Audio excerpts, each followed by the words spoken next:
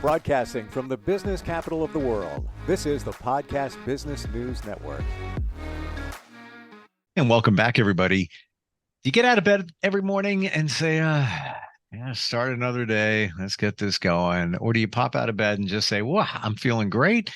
Whether it's raining or not, I'm in a fantastic mood. I can't wait to jump in and tackle the things on my list of things to do. It should be the latter. You should embrace life and enjoy it. If you're not, something is a little off. And for that, there is life coaching. And I found one that is fantastic. Today, we're going to center on something that I don't think a lot of us realize. And that something is shame. From time to time, or at one point or more in our lives, we've dealt with shame. What is it? We're going to find out. Laurie Kroeger joins us here today. How you doing? I'm fantastic. Thank you. How are you today? I am wonderful. It's Friday that we're doing this show. I'm embracing summertime, which began yesterday, and the full moon. I'm going kayaking, moonlight kayaking. Never did it before. Yeah. So if I could jump on a plane, I would absolutely be there. should be fun. It's gonna No, be you a know what? blast. Let me I flip that love around. kayaking. Let me flip that around. It will be fun. See, Yes. positive affirmations here. What is shame? We hear this, I try to put it into perspective and think of times where I felt it, and I'm not really sure. All the other emotions, I got it. I can identify that. I can identify that. Limiting beliefs, worked on all of those as much as possible so far. It's always a work in progress for all of us. What is shame? So I think, in my opinion, shame is really that mind mob coming in and telling us how horrible we are. It's that feeling of maybe I should have done better, or I'm not a good person, I'm worthless. It really comes down and it attacks us as a being, as a human. It's a very degrading feeling. So, in my understanding, the number one thing that we deal with, all of us, is a feeling of not good enough. Comes mostly from our childhood. That's what we call the limiting belief that gets put in there. However it is, it happens. We have it from time to time. I'm not good enough. I'm not good enough to earn more money. I'm not good enough for this relationship. I'm not worthy, and all of that. Is shame fueling that? Oh, 100%. It really, really does. I went through a huge period of shame when I gave up custody of my daughter. I wasn't good enough to be a mom. I wasn't smart enough to figure life out. I couldn't, I struggled to make the next day. And even just getting out of bed, I was miserable. I just felt like a miserable human being. And that shame weighed more than the feeling of carrying the earth on my shoulders. And it took a lot to figure out. It was that piece of life where I felt like I was better off not in this world. The more I think about this, shame is like the umbrella emotion, and so many things come underneath it. Pain, distrust, because if you have shame, you might not trust people. You don't have power, or yourself, right? Yourself. For sure. Of course, worthlessness, and that's the feeling of I'm not good enough. This is bigger than I thought. It really is. It is. There is that pain of, the not knowing, as humans that have evolved, we want to predict the future. And when we can't, there's a piece of us that feels like we're not enough. Like, I should have been able to see that coming. I should have known that this is what was going to happen. And we tend to make decisions in the immediate based on our needs in the moment. And sometimes the emotions take over, and that need in that moment may not be a very good decision. Like, you're running late. Okay. I need to get there. I have to be there right now. Knowing that you're still going to be probably 5 or 10 minutes late, you rush and hurry and you get into the road rage and then you create an accident. And I just had this happen outside of my home yesterday where 3 cars were involved. And I think there may have been some fatalities. I don't have all the facts yet, but it's that road rage that, then now we have this shame on top of it. We are ashamed of our behavior. We are ashamed of the people that we have hurt, and it generates such a huge amount of guilt that sometimes people don't know how to get through it. They don't know how to forgive themselves. It seems like it's a choice we make many times. Because I'm trying to think of it another way, how you could have shame.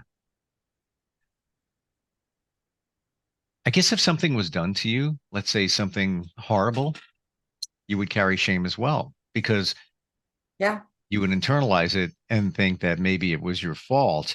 But whatever it is, it seems that shame is something that doesn't align with who you are and your values. It goes against who you are, and it that's does. where it grows. That's where it starts. It does. And that's actually a really good segue. I have a guest jumping in today. He's having a few technical difficulties, so it looks like he's going to try and jump in here in just a moment. Sure. But he's going to talk to us a little bit about some of his journey.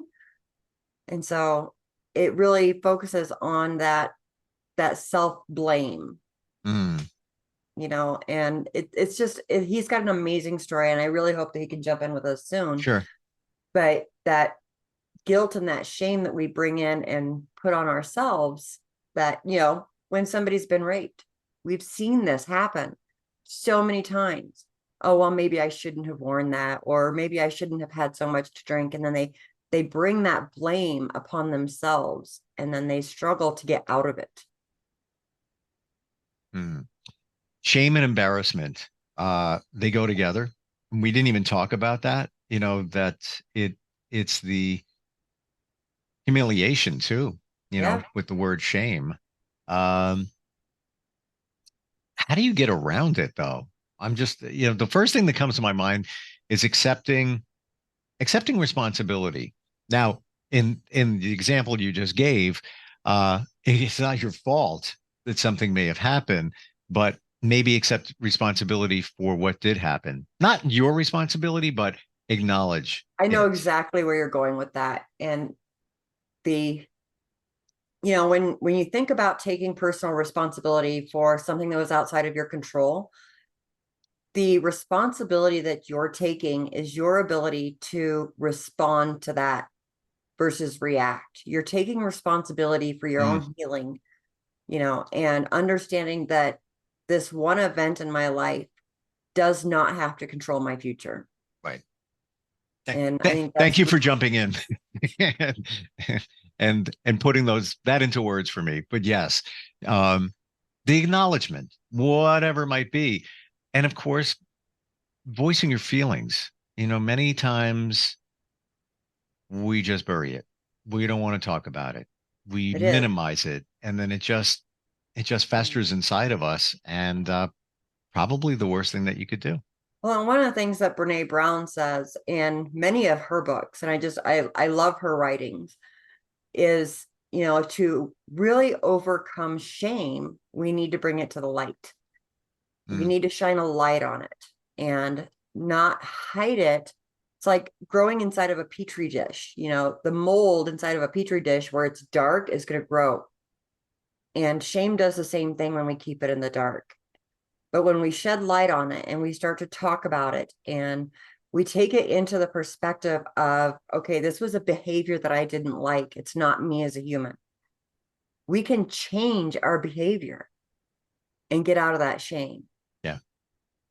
And so that's where so many people could use the light and have somebody there to help shine it for them. And that's a lot of what I do in my coaching, because I do the trauma-informed coaching. We shine a light on some of these things that maybe they've already gone through it in therapy, but they're still hiding pieces of it. we have Mike checking in, so Yay. we're gonna bring him in here, and I'm excited. I think yeah, you're and gonna hear like it. his story. Give him just a second to come in here. While we're waiting, what's your website? www.visiblepotential.com. And as he's jumping in here, how did you meet Mike? So my personal trainer actually is really good friends with Mike. They have started the Colorado Phoenix Project. And then I bumped into him and got to hear his story at one of our networking events. And it was just an absolutely amazing story that I'm excited for him to share. Cool. Hey, Mike, welcome. How's it going? It's good. I'm glad you could join us. Heard a lot about you. I know that you have a big event coming up, so we're going to talk about that in just a few minutes. But we're centering on shame today and what it looks like and how to move past it. And you have a story to share. Could you? Absolutely, Steve. Thanks for having me on. In the theme of shame, wow, what a powerful word that is, and not a lot of resources to actually learn how to overcome those things. Shame for me, in regards to the story that I have, and I know for those of you that, of course, aren't familiar with human trafficking or what takes place in some foster care systems, I am a product of that. And my name is Michael Wilkinson. I am author of a book called An Orphan's Tale: Hard Knocks Chronicles. And when we're looking at shame, it can come at so many different directions in our lives, whether it's our professional life, our past, current relationships. We really get bogged down into this pit of despair, and it all comes from that 5-letter word. The things that have really helped me overcome those obstacles, whether it's being displaced from family to family as a foster care, or building a new relationship that you've relied on for years and years, and for whatever it's gone, maybe it's your fault.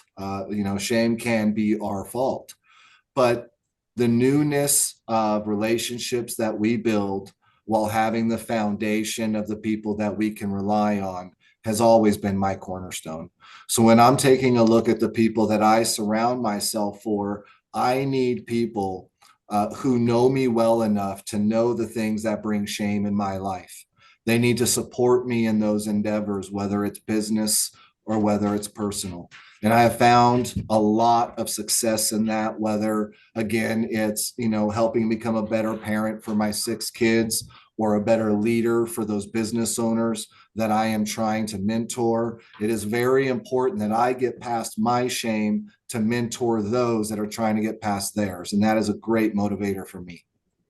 So we talk about human trafficking, and this hits home for you. I've looked into it. I volunteered with different groups. It is not what many people think.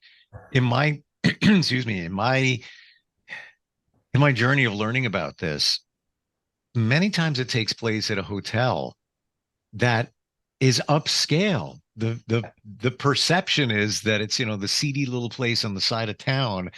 And I learned that from somebody I know who owns a hotel. It's a Holiday Inn, and he does seminars for staff to recognize what's going on. And my understanding too, I'm in the Long Island, New York area. This is one of the highest number of trafficking areas in the country. So that's why it's totally on my radar. Would you like to explain your journey there? Yeah, the human trafficking realm, there's 2 things that I really want to drive home with people. And you said one of them. It's not what you think it is. And not all form of human trafficking is the same. It could be where you get your nails done. It could be where you eat your food. It could be the services that you actually provide. I have actually ran into families who are trafficked and will remain that way and want to be that way because circumstances where they came from put them in the position to be that way, and where they're at now is better than where they came from. So what people don't understand about trafficking is it's a raise the awareness scenario, but not always a raise the red flag scenario.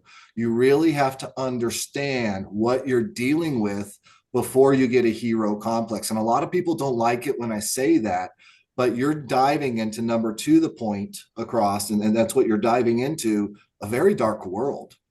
And the people who are involved in these activities don't care about the same things that we care about in this side of society. So when you get into this world, a lot of people need to understand that be careful, because sometimes it's a target on your back when you say the wrong thing, do the wrong thing in the wrong area, such as a high trafficked area, because it goes, again, back to your point, it infiltrates all areas of our society, including the government. If you go back to Operation Underground Railroad, he's an ex-CIA agent, and he actually breaks down, hey, this is penetrated everywhere. And they actually have to go to other countries to do more human traffic rescues than America, than the red tape. So know what you're getting into, know that it's not always what you're going to think it is, and know your place in the big grand scheme of things. If it's a donor, be a donor, because you can't handle the mental abuse that you could put yourself through. If it's donating your time or your professional skills, know your limitations, set your boundaries, and understand what area you're operating in. In your view of this, your research of it, you identified that in some situations, those being trafficked welcome it because it was better than their previous situation. I don't know if it's possible, but just to get a view of that, what percentage do you think is that? It's wild It's a smaller fluctuation. percentage. Okay. It's a very small percentage. Very small. Okay. And it's usually not the type of abusive trafficking that we hear of on the news, where they're being exploited for sex or sweatshops or stuff like that. There's a lot of different things that go on. And that's why I say it's very important for you to understand, get involved in the local communities that are already doing these things. Firefighters know a lot about these things, police officers, attorneys, they know about these things. So do your due diligence in this, because I deal with a lot of different charities, and you can do a lot of good. But when it comes to children and people and the trafficking situation, a little bit more diligence is required.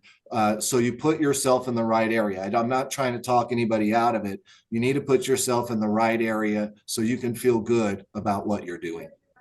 I understand what you're saying. And when I first wanted to help, I tapped the brakes and just observed, what's needed, what can I offer with this one organization?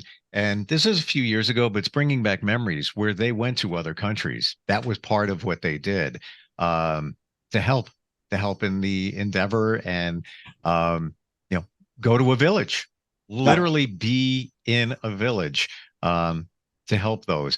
Now you have an event coming up, as I understand it. Can you tell us more about that? Yeah, we're going to have a book release gala. It's a masquerade ball, and we'll have some good music there. It's going to be jazz played by a local band here in town. We try to keep everything as local as we can. It's going to be held at the Illuminate event facility that's down on Tejon Street in Colorado Springs, Colorado. The restaurant there, of course, has world-class views. It's a great inn and suites there at Hillside Suites or Garden Suite Inn. And people can stay there. And it's going to be a lot of fun. We're going to have a silent auction. This town has been more than generous in donating art. We've gotten everything from cleaning vouchers, tattoo vouchers. We've got countertops up for the auction, mountain bikes, hunting gear. It's just been incredible to see the small businesses and even corporations come out to support this gala, which of course is for the book release of An Orphan's Tale, Hard Knocks Chronicles. That is my journey written in fiction, being a human trafficked child, both before the adoption, during the foster care system, and then of course how I was rehabbed by a brigadier general who adopted me on some of that trauma, and he taught me how to overcome a lot of that through workforce solutions. And of course, that ties into the Colorado Phoenix Project, where our ultimate vision and goal right now is Camp Kid Confidence. which is where all the funding right now. We've already had enough generous donors to pay for the event, the gala. It's already been paid for. Thank you to all those that have done that. And now we can focus on Camp Kid Confidence, where, yes, we're going to have a camp. There's going to be archery. There's going to be marksmanship. There's a river there where we're looking at the camp. So there'll be water activities, survival skills. But we also want a place where people can learn workforce development. So that is where we're pointing the gala. That is where it's going to be at. And it's next Saturday, 6:30 to 9:30 p.m. Mountain Standard Time here in Colorado Springs. Tell me about that book for just a moment. You said fiction, but it's based on your true life. Yes. It was written in a way where I wanted to speak to foster parents, potential foster parents, and anybody trying to get into the support of the human trafficked. It is a way that is written for orphans like I was and foster kids like I was, no matter what type of abuse you've been through, how you can just focus on the hope of your future, accumulate the people that can help you, and pull you out of the slums of your beginning. So I wrote it as a fiction. So the focus was not on me, but the focus was on people learning how human trafficking worked, at least in my case, and how to help those that were ensnared in it, and the types of personalities it really takes. Because for those that are already in foster care, I know I've talked to a lot of them. Their number one statement at the beginning after the pleasantries is, man, I didn't know this when I started, right? So this book is really out there to show you, hey, before you get started, because I went to several dozen foster homes. And that was a lot due to people starting the process, realizing, hey, I didn't sign up for this.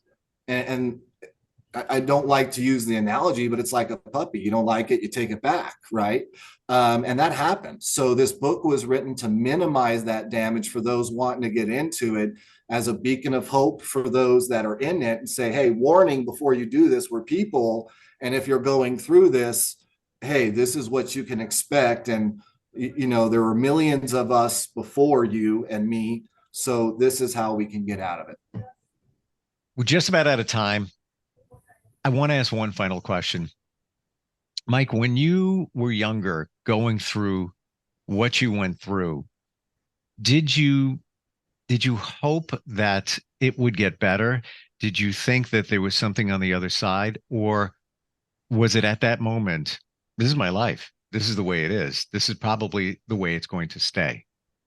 Yes, there was no hope.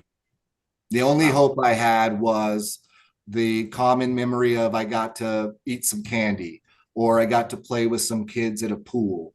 The only hope that I had was getting to have another good memory. There was no hope for a mom or a dad or somebody who would tuck me in at night. That never existed until I woke up in the hospital and was told I was adopted and it was supposed to be permanent. And even then, it never really, it took a long time to actually accept it, like years, probably a decade after adoption. Wow. What a journey. Thank you for sharing all of that. And Laurie, thank you for introducing Mike to us.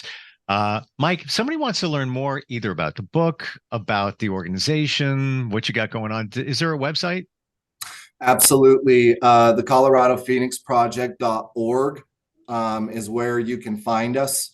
It's focused on two things, and we're doing a overhaul right now on that website. It was first focused on physical mentorship, weight training, self-defense, different martial arts, including MMA. Now we're really diving into the workforce solutions where small business owners can come in and help us out. So the ColoradoPhoenixProject.org is where you can find us and learn more and contact us. Excellent. Laurie, what's your website? Somebody's dealing with some stuff, whether it's even shame, what we talked about today. If I could, I just want to let them know that, I have donated to this gala a 6-month coaching program. That is a $6,000 value. And nice. I just really hope that somebody will go in and take advantage of that. And they can reach me through my website at www.visiblepotential.com. Cool. Both of you, thanks for today. Thanks for the insight and making us all aware of what's going on and what can be done. And I appreciate that. Thanks again. Thank you very much for having me. Thanks. Thank you for inviting me Thanks, too, Laurie. Bye-bye. Absolutely. I'll see you next week. Yep. We'll be right back.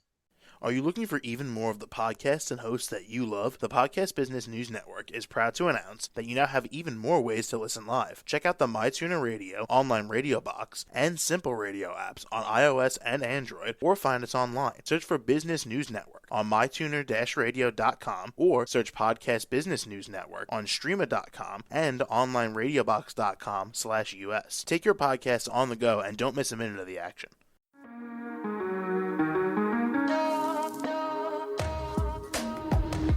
Broadcasting from the business capital of the world, this is the Podcast Business News Network. For nearly 2,000 severely injured veterans, everyday life has become filled with barriers. Day-to-day simple tasks can become pretty daunting. I have to carry my chair up 2 flights of steps or have somebody do it for me. What scares me the most is just the falling. When I'm struggling with my house, I think, to have that one great barrier just knocked down, I mean, it's crucial. Home for Our Troops is a wonderful nonprofit that builds a mortgage-free, fully adaptive, handicap-accessible house. And there's no catch. It'll be our very first home that we've ever owned. This is a game changer. This is where your life begins again. We need you to join us in completing this important mission. Please visit hfotusa.org and help build homes and rebuild lives. Because of you, everything's going to be okay.